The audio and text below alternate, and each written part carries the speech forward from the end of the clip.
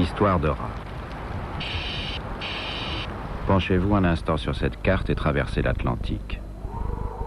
Là, en jaune, vous les reconnaissez, ce sont les États-Unis.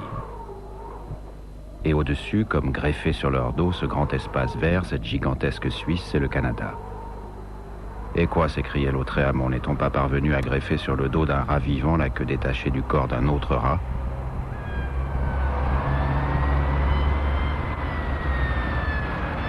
Même Toronto, la ville la plus fiévreuse du pays, semble prise dans les glaces de 2 ou 3 clichés tenaces. C'est pourquoi ce poste d'observation propose une vue imprenable sur le paradoxe du cinéma de Cronenberg.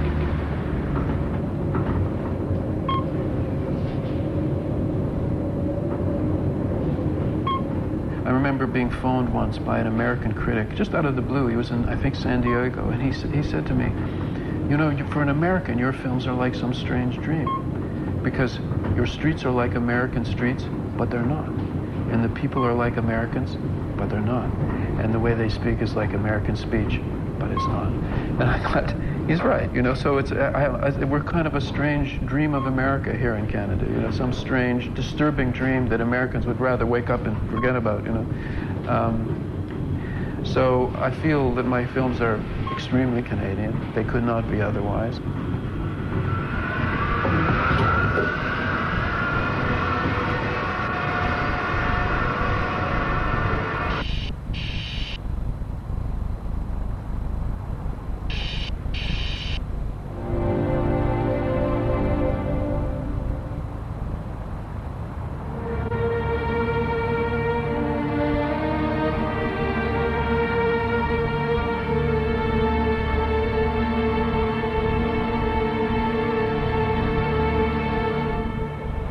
Pour approcher la poésie chirurgicale de Cronenberg, dont les écrans de télévision, on va le voir, nous renvoient les images dégradées, quel meilleur guide, une fois encore, que celui qui s'adressait en ces termes à son lecteur.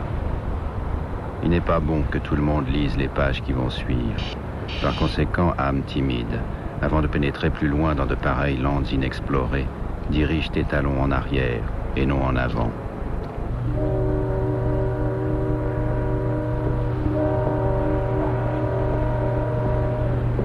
Écoute bien ce que je te dis, reprend l'auteur de Maldoror. Dirige tes talons en arrière et non en avant.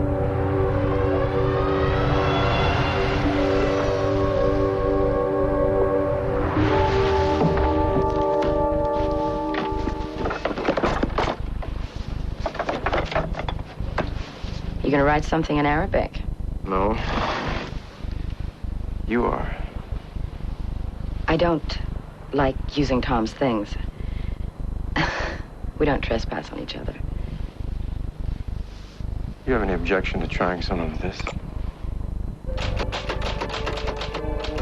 I can't read it. Is it erotic? It's, fairly erotic. Kind of uncivilized. More erotic. Filthier. Filthier. Okay. Filthier. Followers of Getting really trade. pretty quick. Addicts of drugs. Just passing myself here. Black marketeers of World War III. Excisers of television.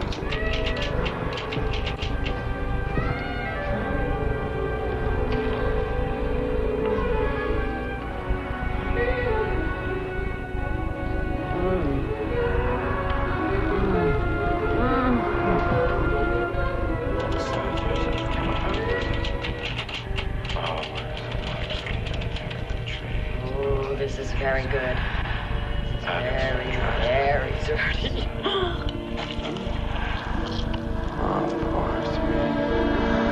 Excisers of telepathic sensitivity. Osteopaths investigators of infractions.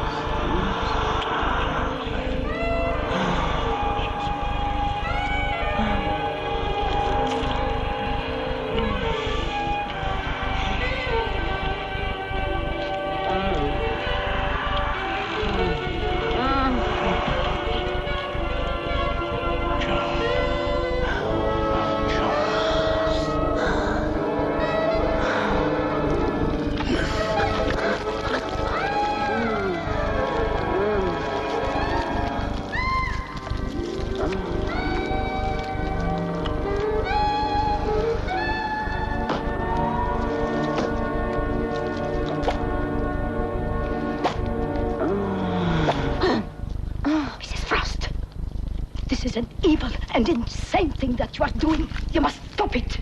At once. This is obviously very Cronenbergian. We find all the elements.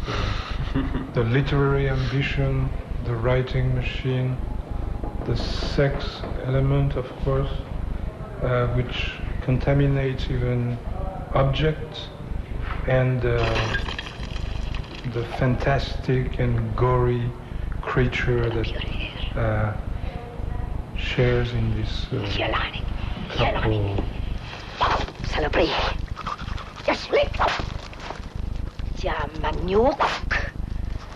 Jamanyuk. Yelanik. Air. Yes, lick. Ruhen Teki. Ruhen Teki. Sir. Fiki. Sir.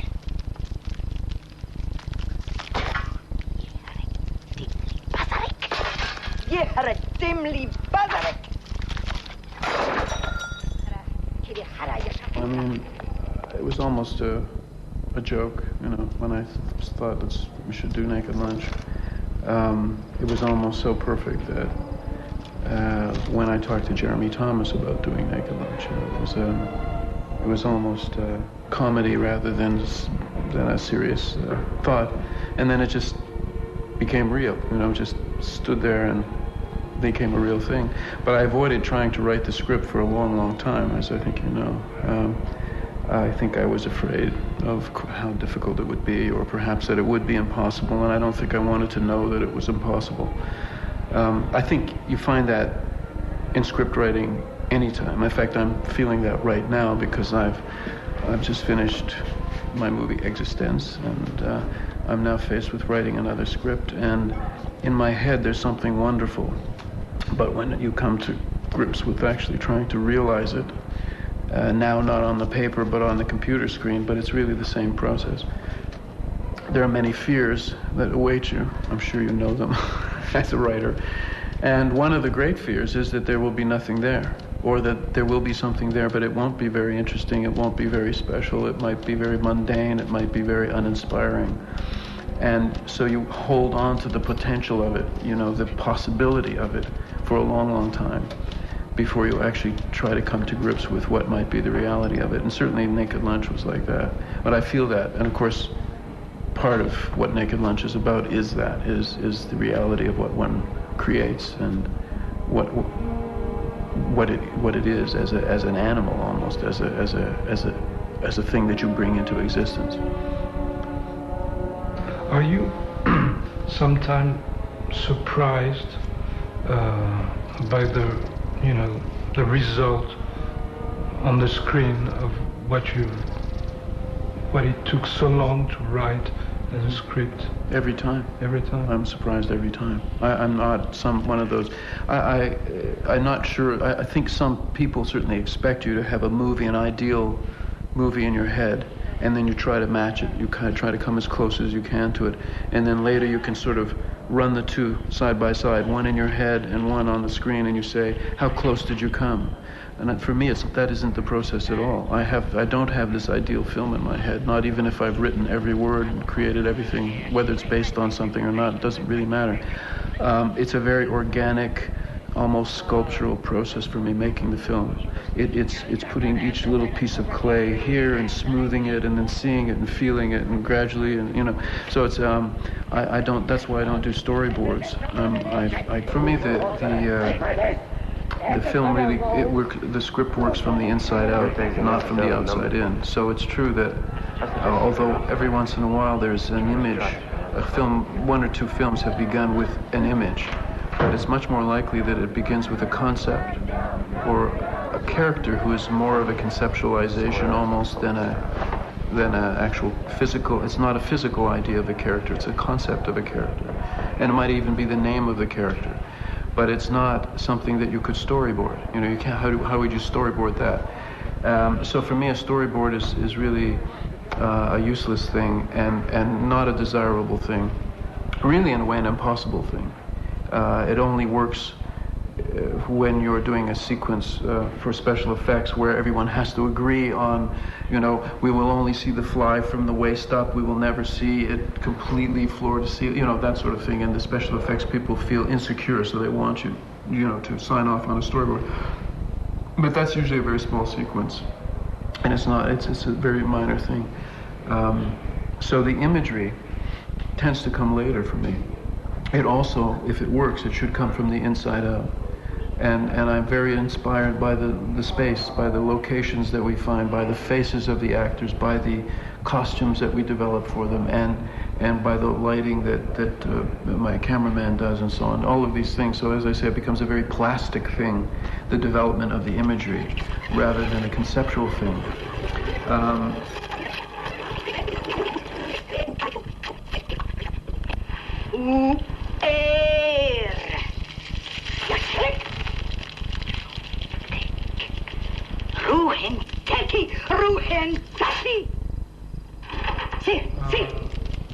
Maybe that's the main problem, not only of your cinema, but perhaps the main problem of cinema as an art form, not to use the images that are everywhere. Yeah.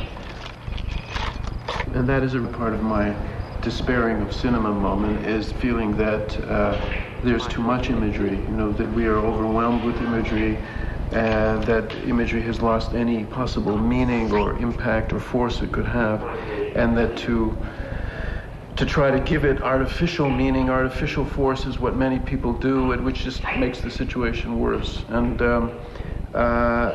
I can feel it when I'm behind the camera.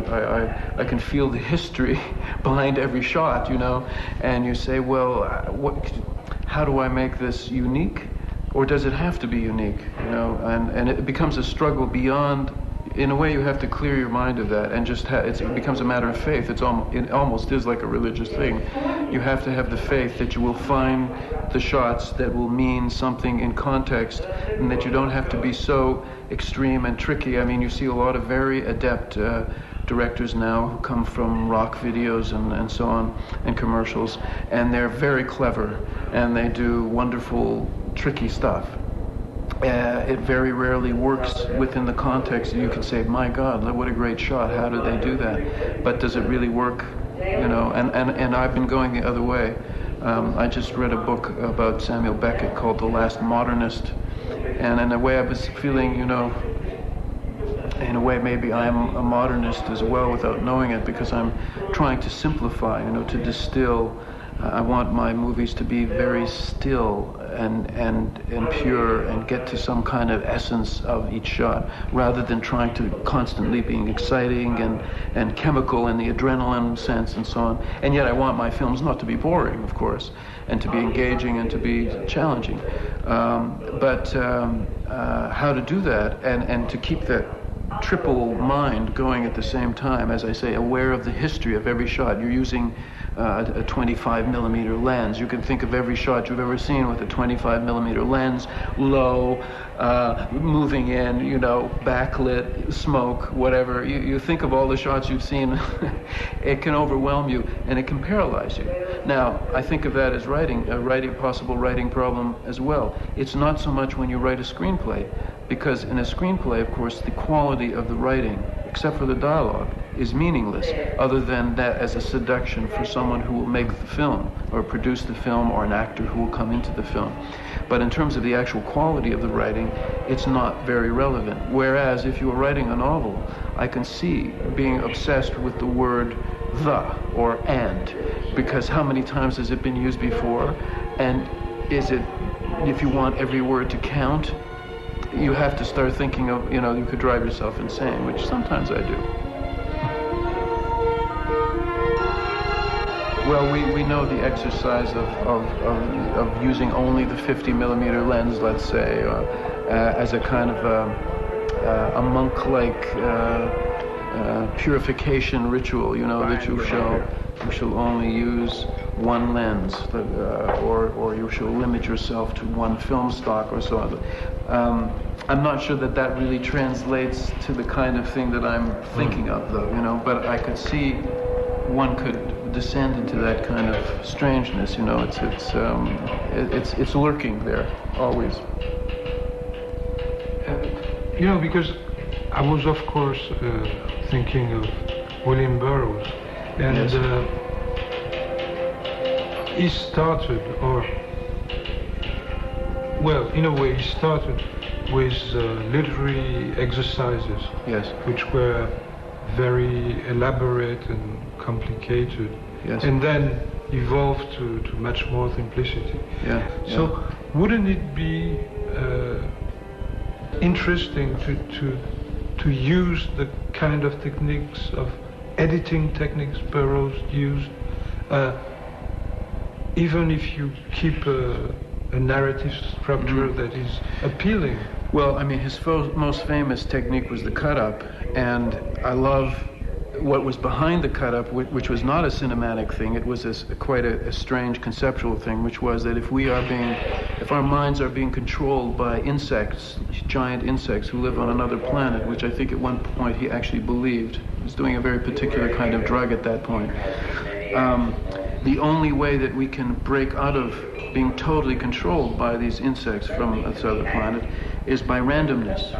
That is to say, it's just chance what you write. You shuffle everything, and then that's what you write. That can't be controlled by anybody else because you're not controlling it. So even if your mind is controlled, randomness is a kind of freedom.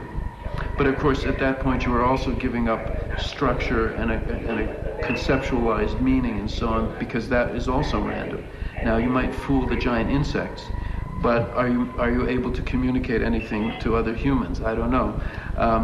At the same time, there is, in the way that I make films, there is that randomness, because in a sense I feel that I'm almost making documentaries.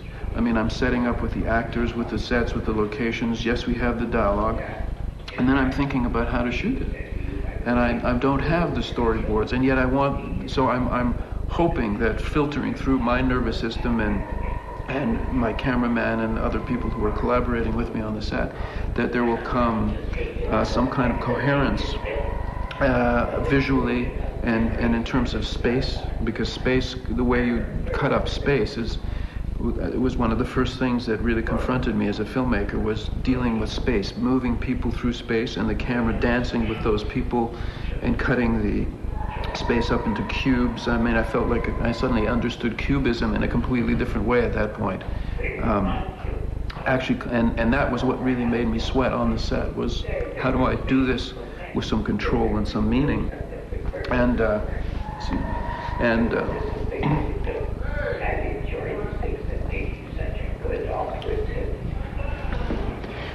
likewise in the editing room, there are random things that happen. There are accidents that happen. There are juxtapositions that happen. I've even had a case where,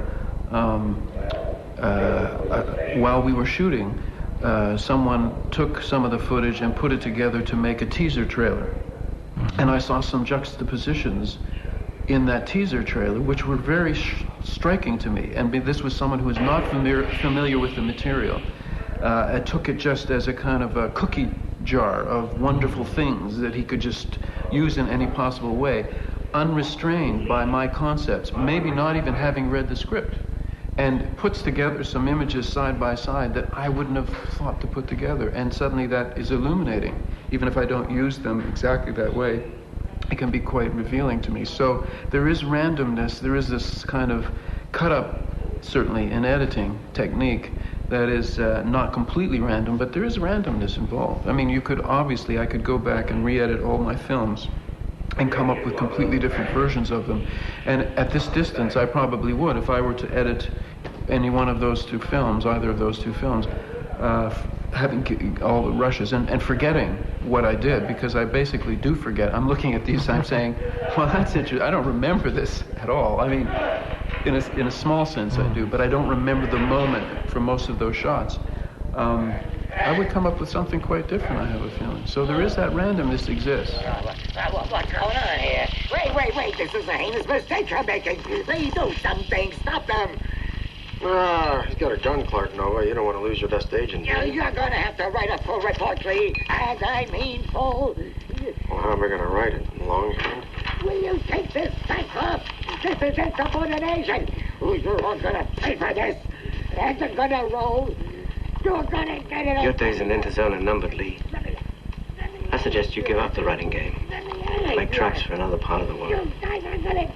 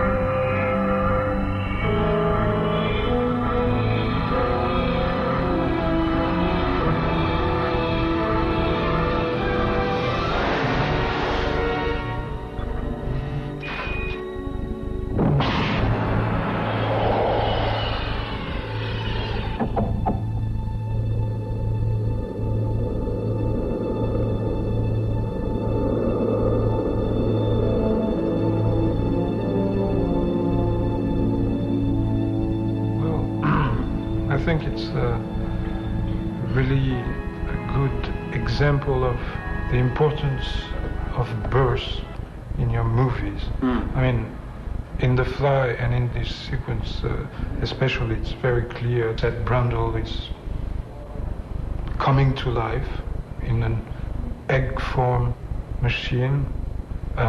In Dead Ringers, the two twins are obstetrician. Why is this theme so important for you? Well, it's funny because when you say that, I find myself resisting, you know, and I say, no, it's not birth here. It's transformation, you know, and maybe it's transcendence, and I mean, birth is an important event, obviously, for many reasons, and most of them obvious. But maybe it's really rebirth we're talking about, you know, and transformation, change that's so substantial that it is almost equivalent to being reborn. I think that's really what I'm more interested in than just birth itself as a start. I mean, of course, birth is the beginning of everything, but a rebirth is a more complex thing. You're not starting from scratch. You're not starting from zero. I remember when I was thinking of my own children and thinking of the second one and the third one, thinking, my God, you know, we have to teach them everything. Whoever it is will have to be taught everything again. It is overwhelming to think that. But if it's a rebirth, a transformation, I mean, it's a rebirth is not at the same thing. There's so much of what was there before is still there, and that's a fascinating thing to me, because I think we're constantly regenerating ourselves, reinventing ourselves, and so it's that creative act. You know, it's to me, I think it's more really what I'm more interested in, and in the of course, in The Fly, where I delivered on screen, but with a mask. The Fly Baby in the dream sequence. Once again, it's not really a birth; it's an invention. You know, I'm almost more interested in not the just biological fact of birth, but the creative fact of human rebirth. You know, the idea that we are reinventing ourselves, or we are reinventing something, reinventing the world. And I think that's, to me, that's what, when you say that, I think that's where the resistance is in me. The first thing I was going to say is, no, I'm not interested in birth particularly at all. Of course, when you add up the evidence, you have a good case, you know. But I think it's really more than that. The second point, of course, would be that I think Goya said that the nightmares of the thought give birth to monsters. So in a lot of your movies, whether it is birth or rebirth, the result is almost always what could be called a monster. Yeah. But I do think that monstrosity is a relative thing. I mean, it's we love, and times have changed since Goya too. I mean, in ways that would certainly astonish him. What might be considered monstrous in one era becomes the normality of the next era. It happens even physically. I mean, humans physically would have been monstrosities put amongst the original hominids, So I think we would love to have stability, and we would love to have absolutes, and we have to invent them because they don't really exist. I think there are no absolutes, and so I think that's I'm fascinated by the creativity of what it is to be human, of human existence. It's constantly creative in ways that we're not even aware of. I mean, well, not normally aware of, in the sense of reality, in the sense of what we consider to be normality, reality. All of those things are constantly shifting and changing. And so it's monstrous, but it's exciting too, and it's I don't always see them as negatives, You're relics. Yes, you are. You can't deny it. Vestigial, archaeological, redundant. Artifacts of a bygone era. Of historical interest only.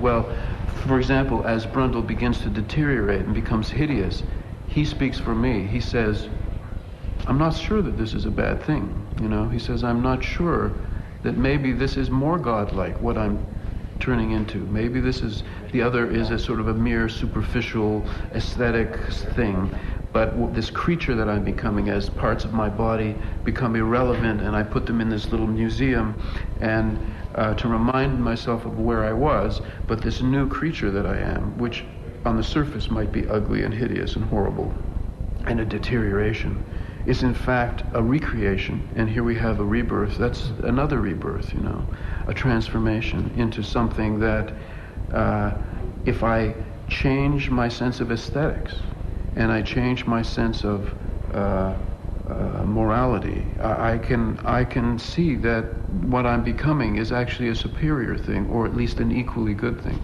So that's the play that's going on in the movie. He's, by force of will, not accepting himself at face value, because the face is too hideous to accept at face value. Well, I was showing that sequence of Brundlefly discovering his image in a mirror, which means that replication or reproduction of the same as an image. Well, to go back to what I was saying before, which I think is, when I think about how literature has influenced my filmmaking, and I think it's not a direct thing, it's actually a subtle thing. I think there's an obsessiveness I have with metaphor. You can't do it literally. I mean, Eisenstein tried the experiments of doing literal equivalents of metaphors. The people the people stood up and roared like a lion, and then he would cut to a lion standing up and roaring, and it was silly, it was ludicrous, and it took people out of the movie. It didn't work. And yet, metaphor is really the bedrock of all prose, of all literature. And how do you do metaphor in film? And for me, I realize that it's the creation of imagery, monstrous imagery, in the sense that, so that if you talk about, as you did, pure ideas are invisible. You don't have anything to photograph. And this is, of course, something you can do in literature, and you cannot do on screen in the same way. So how do you I have to make ideas, I have to make the word be flesh. and then photograph the flesh, because I can't photograph the word. You know, that's how it feels to me. So I'm always looking for metaphor, and I have to create it myself, and usually my plots then generate it. It doesn't have to be monstrous in the sci-fi sense, the horror film sense, but it could be, for example, the surgical instruments in Dead Ringers, which are feasible, they're physically feasible, and yet they are monstrous also. It doesn't have to be a 200-pound fly. It can be surgical instruments, or create, you know. So, but I do need that. Or rather, I seek that out. The alternative would be, I suppose, to deliver it in speech, in words that people speak to each other. But that, and I do some of that as well.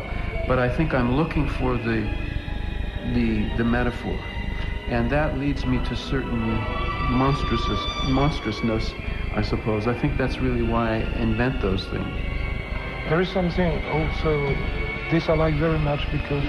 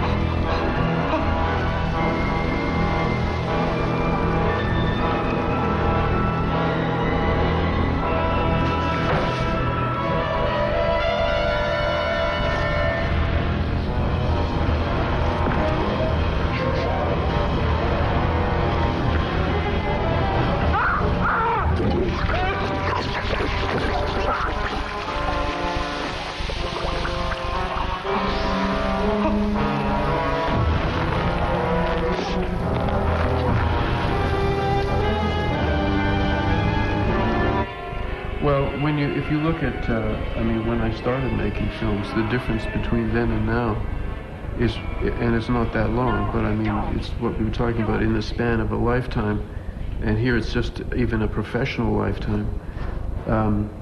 The proliferation of imagery and the number of ways that images can be reproduced has increased 1,000 times, I think, to now, from then.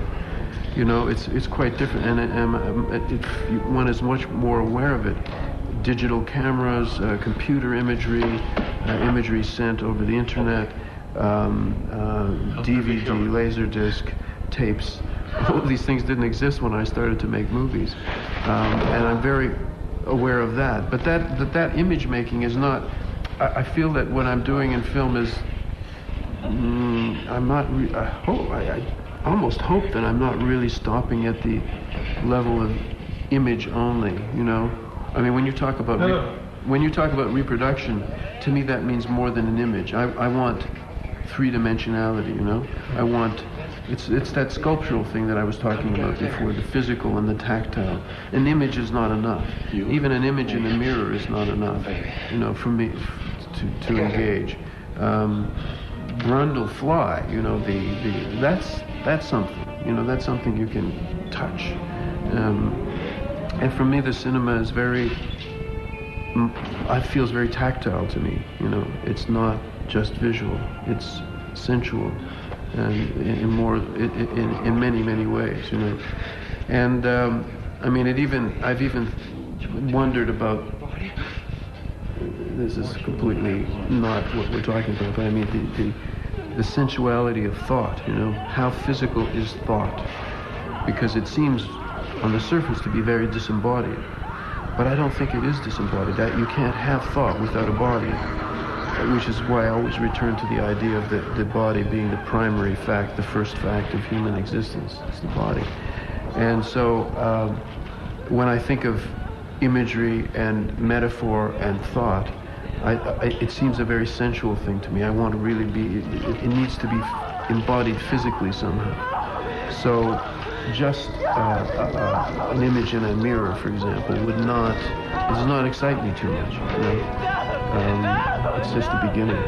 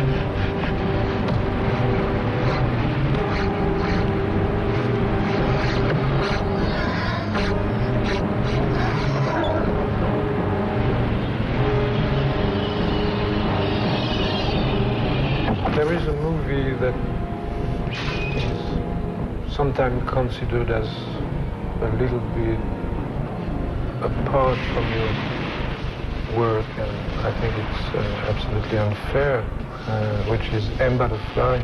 So, for example, would you say that there is a monster born in M. Butterfly? Well, that's like Brundle. You know, yes. It's a fusion of oneself and the other, and certainly Gallimard tries to do that, to become both things in himself, to fuse himself, and that is a real transformation. I mean, in a way, and to think of, you know, it's a butterfly and it's a fly. You know, both insects both undergo transformations, and it's very parallel, really, to the fly. You have the Gallimard character who, by the end of the movie, is as monstrous as Seth Brundle, and for the same reason, that he has fused himself with the other. He has fused himself with something that in fact is his own creation, and to create a kind of composite character. So he has embodied both of them. When he cannot have his lover, he becomes her and himself at the same time, and to create this weird hybrid creature.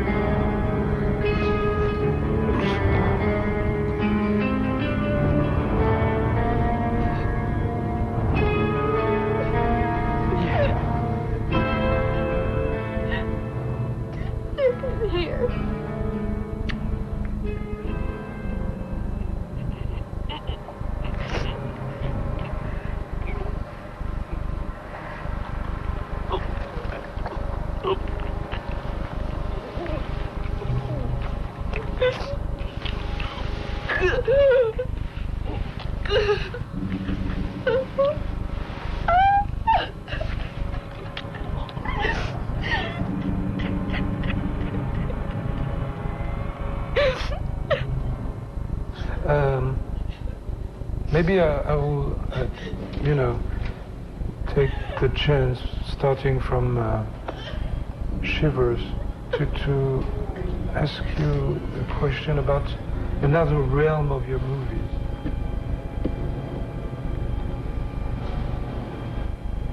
You know, your commercial career, let's say, started with a movie that belongs to a genre that at the time was only beginning, which is the gore. Why is it so? Why did you choose that genre? Well, it's funny because it wasn't really a conscious choice. It seemed very natural for me to write some sci-fi thing. And then I can articulate it now. I might not have been able to then, but because I think, as we discussed, that the human body is the first fact of human existence, and for me, everything comes out of that. Philosophy, religion, everything comes out of the body. and the fact of human mortality. It's natural that my film would focus on that. And even from my very first writings as a young kid, death and dealing with it was very strongly present. So it seemed natural to deal with the body and what happens to the body, and then for me to invent some phantasmagoria, and to create metaphors for the body and the things that happen in the body, and have part of the body be outside of the body so we can look at it and deal with it and so on. And that brings me into the genre of body horror, let's say, which perhaps was not so directly recognized here. But as you know, in the context of what I did later, I think becomes pretty obvious. And in fact, I mean, I have to say, some of the imagery of this ended up in movies like Alien, which was very more popular than any of the films that I've ever made. But it's imagery that the writer of Alien definitely had seen these movies, Dan O'Bannon. The idea of a parasite that bursts out of the body and uses a fluid and leaps on your face, and that's all in Shivers. And so it obviously touched a nerve in the public in general, this imagery. And for me, it's just natural to pursue it. I mean, it's not, I wouldn't call it an obsession. It's just a very easy, natural thing that I get into. It's a discussion of the body. It's this discussion of human existence as a physical event and phenomenon, and then add to that the level of metaphor that I like to deal with, and then you get what I do. And it protected me, the genre, you know? I mean, you think of The Fly, I've often thought of this. The Fly is a very difficult movie. If you did it as a straight movie, you know, two tall, beautiful people meet, they're eccentric, he gets sick, he dies horribly and slowly while she watches helplessly, and then she helps him to commit suicide, and that's the end of the movie. Not a very commercial movie. But The Fly is my biggest commercial success because it's a genre picture, it's a sci-fi horror film, and therefore that plot, which is very emotional and very real, is protected, you know, and the audience feels a little bit distanced because of the invention, the science fiction stuff, the telepod, the fly, the creatures. But really, it's a very strong, very basic human story. It's about aging, it's about disease, it's about death. And so whenever I've been protected by the genre, I think I've been, unlike Crash, which is a genre-less picture. I mean, Crash it's hard to fit it into any genre. It's not a horror film, it's not a sci-fi film. Even though some people like to think of Crash as a science fiction novel. But it is in its metaphysics, but it's not in its physics. You know, it's in its physics. It's a very naturalistic novel, and so too the movie, I think. And then suddenly it's unprotected, and you get this hysteria or whatever happens in some countries anyway, because people are no longer protected by saying, "Oh well, it's just a sci-fi movie or it's just a horror film." Those genres have always been devalued in the West, I think, and in general. Not so much in France, where science fiction has always been, you could have a serious literary career as a science fiction writer. Not in North America. I mean, I guess I mean west of Europe. In North America, if you were a sci-fi writer, if you were Philip K. Dick, you were a second or third class writer, no matter how wonderful your ideas were or your actual literary style. It's interesting that Nabokov, one of my favorite writers, wrote a book, Ada, which is a science fiction novel, but it's never been recognized as such because the weight of all of Nabokov's other works would prevent people from seeing it. But it's a completely invented world, with invented physics and everything else, a real science fiction novel. Nevertheless, let me stress this. In Dead Ringers, for example, one of the mental twins say that there should be beauty pageants for organs and for the insides of the which means that at least the representation of organic things and has a certain interest to you. Absolutely, it does. Absolutely, because I meant what he said, you know. It's astonishing to me that you could have a beautiful woman who everyone would agree is a beautiful woman, or many people would agree, and yet would be disgusted by x-rays of her body, or if they were watching surgery on her body, they would be repulsed. The inside of her body is not beautiful.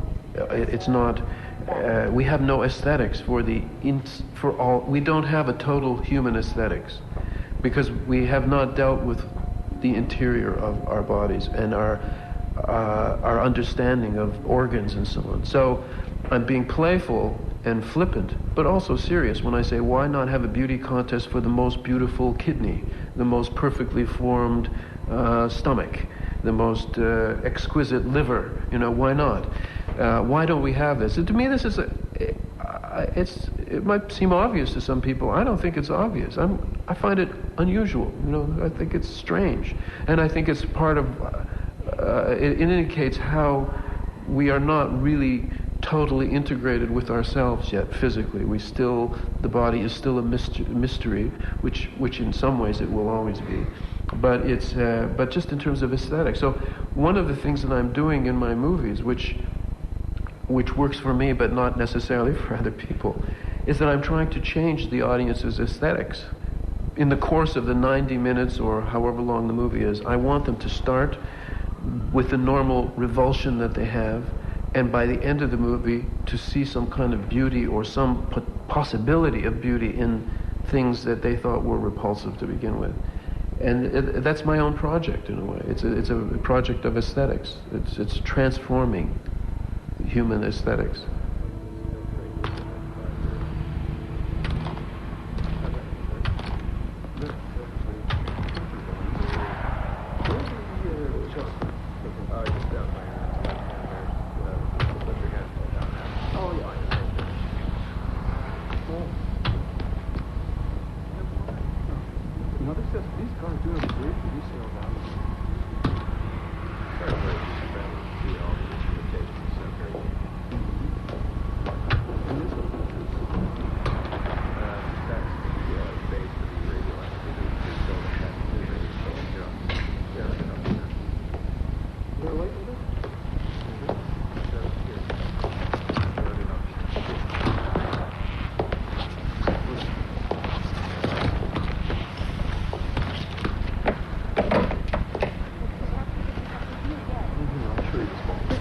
Is there something here that interests you?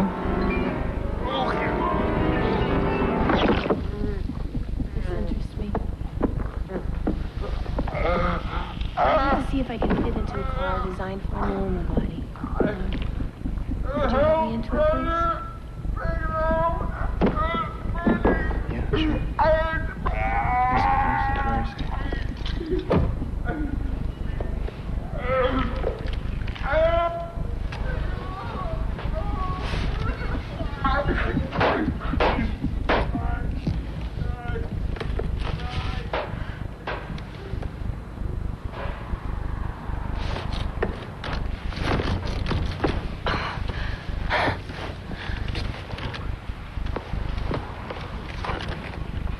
I'm caught.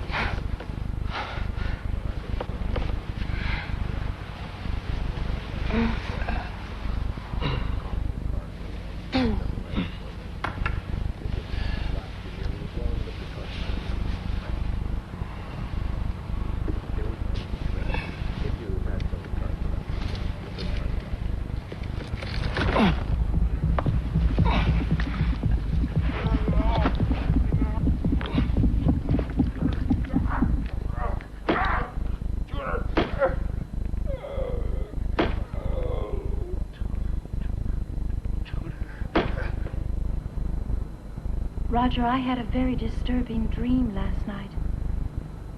In this dream, I found myself making love to a strange man. Only I'm having trouble, you see, because he's old and dying. And he smells bad, and I find him repulsive. But then he tells me that everything is erotic. that everything is sexual. You know what I mean? He tells me that even old flesh is erotic flesh. That disease is the love of two alien kinds of creatures for each other. That even dying is an act of eroticism. That talking is sexual. That breathing is sexual. That even to physically exist is sexual. And I believe him. And we make love beautifully.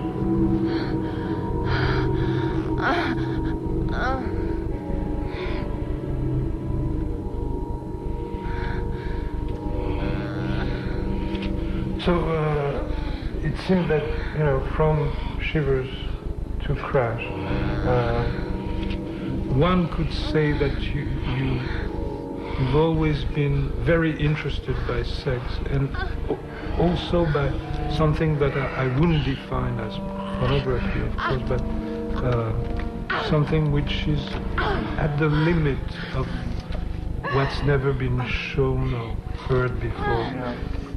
I mean, if you are going to simplify and find some essential thing, then you are going to be stripping away all the falsehoods and the social facades, and you are going to come to some truths that, however much we might think that all truth is relative, and I think there's a sense in which that it is also true.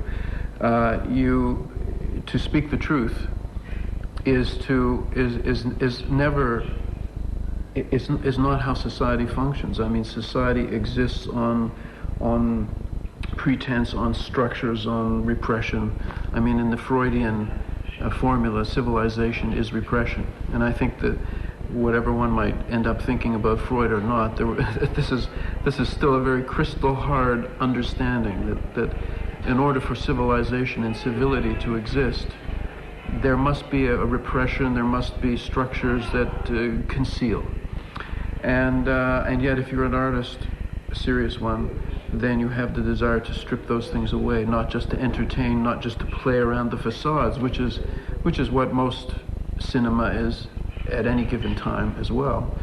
And you are then in danger of telling the truth, of going behind the facades, of breaking the agreement, breaking the agreement of civility and of civilization.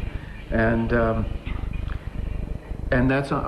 that is not forgiven very easily. Now, it's true that what you see on television now every day, like Jerry Springer and Geraldo and all these talk shows, and it comes in a strange form, rather than coming in TV series about sex, although there's a lot of that as well. It comes in the form of talk shows, supposedly reality TV, with the big quotes around reality. I mean, all of these people would have been put in jail not very long ago. They would have been, you'd have Jerry Springer and Geraldo in jail with James Joyce and William Burroughs. It would be quite an interesting group. So the understanding of what is acceptable and what is allowed to be revealed is changed. But it changes. But I still find that, I mean, with Crash, it was so strange. The book was already 25 years old when I made the movie. The movie was not really very explicit. It was verbally explicit, but nothing like, I mean, you hear people talking on sex shows about that all the time, and yet somehow the form of the movie so touched a nerve, as if to say, you think that you are not puritanical, you think that you are telling the truth, you think that everybody is now speaking very realistically and truthfully about their sex and sexuality, but they're not really. There's still a facade. It's a more subtle one. There's a code, and the movie somehow broke with the code. It decoded what was encoded, and it was not acceptable. And because if you look at the movie shot by shot and analyze it word by word, there's nothing that you couldn't find on television every single day in North America. So I think, therefore, I think it's inevitable. There cannot be a society that is always truthful. I think it's impossible. And so there will always be hidden and taboo things, even if it's only in the form of those things are communicated that is taboo. Perhaps the information in a sort of clinical way is not taboo, but somehow the way of conveying it will be. So I think there will always be taboos, and it is always in the nature of art to want to dive into those and to wrestle with that and not accept the dark corners, to want to go, that's where you want to go. It's an instinct. At the same time, existence as a film is perhaps your answer to censorship. Let's say that in existence you as an artist create another body orifice. And I was just trying to imagine what the censors would have to say about a perversion that doesn't exist and that for the moment couldn't exist. Yeah. So it's your strong sense of humor once more, but well, there's a moment when someone puts a tongue into this new orifice and puts a finger into this new orifice, and if it were one of the old orifices, perhaps it would be censored, but since it's a new one, there are no laws yet dealing with the bioport and the sexuality of that. So you're right. I mean, I wasn't thinking of it consciously, but there is certainly an element of that involved, yeah.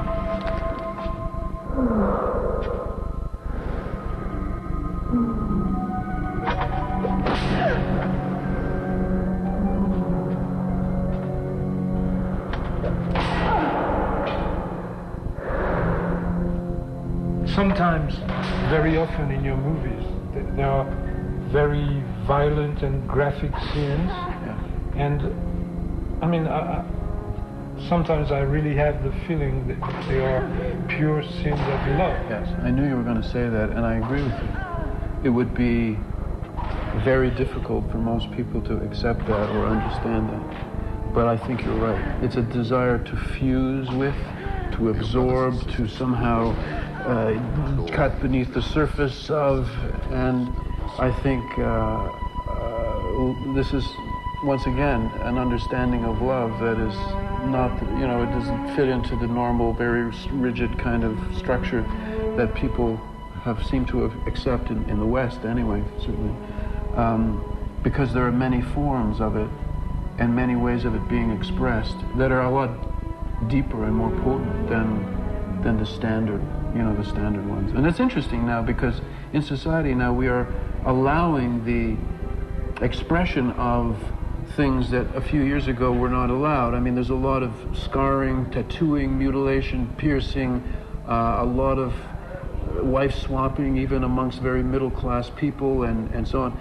But no one would want to think of these as love. They think of these as sort of sexual delights or just, explorations, or they don't even want necessarily to call them perversions, maybe a little bit. But if you were to suggest that they were a new forms of expressing love and experiencing love, people would probably get more upset. They would rather think of them as sort of superficial sexual madness, momentary kind of thing, rather than what you're talking about. But I think you're right, though. I think that's exactly what it is. The old understanding of love is gradually being eaten away from the inside. I wanted to show you this reproduction of a famous Caravaggio picture, and it seems very pertinent with what we have discussed before, the relation between truth and the body, the flesh, as they say in the commentary, the palpable flesh. Yeah, this is a terrific painting. So of course it makes us think of Vidéodrome, but more generally, do you find that in art there could be, because maybe that's also the meaning of the painting, do you think that in art, and cinema is definitely an art, there is a relationship between the truth and flesh, the body? Definitely. I think the ultimately you have to go to the body for verification of anything. You go to the body for verification of life, and you go to the body for verification of death, and that covers everything. So that this is a painting of doubting Thomas being convinced of Christ's physical resurrection by being able to actually put his finger into the wounds, Christ's wounds, makes perfect sense. It makes body sense, because really everything else is abstract. Everything but the body is an abstraction for us. And so one, I feel, keeps returning to the body for ultimate verification. Whether you're talking about a murder or a presidential sex scandal, it's always the body everyone goes to. They would like to strip everybody naked and see them do what they did and replay that, but it's all body. They want to see what the bodies did, what they were doing, what was done to them. And it's also the post-mortem, the dissection, the autopsy. It's the autopsy is which you try to find the truth. Unfortunately, of course, an autopsy means that you have a dead body, which means it's not a living body, so there are only certain things that you can verify with the dead body. And all of medicine is concerned with truth as it applies to the body. And so much of what we think and our understanding of human relations and everything is totally a satellite around the body. So it makes sense to me, and I haven't really, it's true, I haven't really thought of it this way, but you must go to the body for truth. And I suppose that's, in a sense, what I'm doing in my movies, constantly.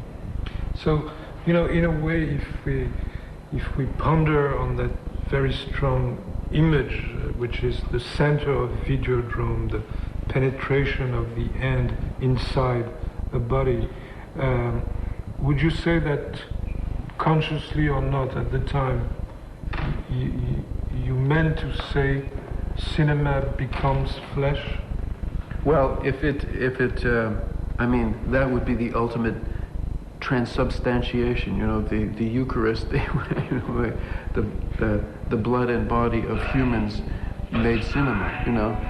Of course, in cinema, it's still a representation of the flesh. It's not the real flesh. I mean, it's an image of the flesh, a reflection of the flesh, and so it's still an abstraction, obviously. But it's like a lover wanting to find out if his lover has been unfaithful to him, and he goes to her body or his body. She goes to his body for verification of the betrayal or the loyalty. You still, even with the cinema, it's an abstraction. So it's still at a remove, but it is. We are able to make that translation ourselves. We are able. It's force of will. It's a creative thing to think that wine is blood and that cinema is the human body.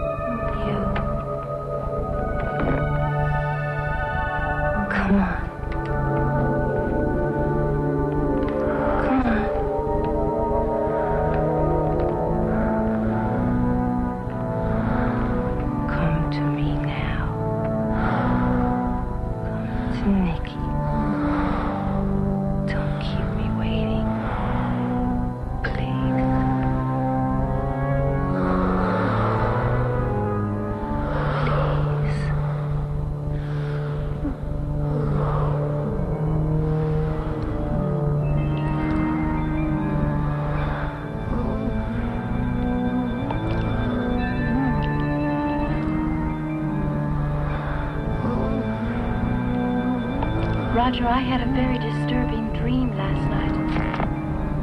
In this dream, I found myself making love to a strange man. Only I'm having trouble, you see, because he's old and dying. And he smells bad, and I find him repulsive. But then he tells me that everything is erotic.